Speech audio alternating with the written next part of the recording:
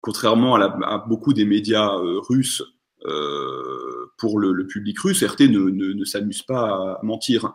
En revanche, effectivement, RT appuie là où ça nous fait mal, ou bien appuie là où il pense que ça fait mal. Il y avait une étude assez intéressante, alors qui est aux États-Unis, mais je pense qu'elle serait pas très compliquée à dupliquer, sur l'été 2020, au moment où ça chauffe très fort à Portland, aux États-Unis, et sur en gros, c'est les suites de Black Lives Matter, mais alors je sais même plus si c'est dans le cadre de ce mouvement ou si c'est repris par juste des gens qui aiment la castagne.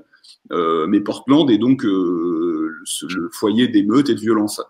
Et cette étude compare le traitement par RT aux États-Unis, RT Amérique, et Al Jazeera aux États-Unis aussi.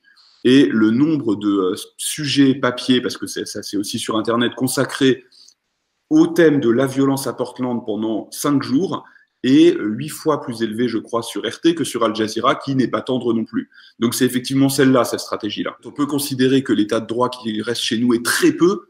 Là, pour le coup, c'est subjectif. En revanche, si jamais on le fait dans le cadre d'une comparaison, par rapport à ce qui existe en termes d'état de droit en Russie, qui est quand même la chose la plus absente, il ne s'agit pas de dire que chez nous c'est formidable, mais chez nous c'est énormément plus.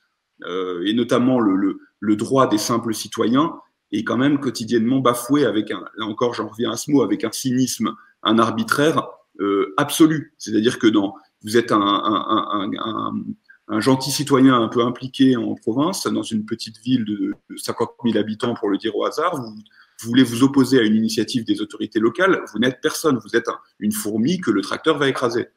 Cette différence qui existe entre la capitale et le reste du pays, dans la plupart des pays, elle est gigantesque en Russie. C'est-à-dire que vous pouvez aller à 50 km. Les chiffres sont assez simples. Vous avez 25% des Russes qui ont pas de système toilette plus canalisation. Pour certains, c'est l'héritage vraiment du village où il y a juste le trou au fond du jardin. Mais ça, c'est une forme de pauvreté quand même, oui.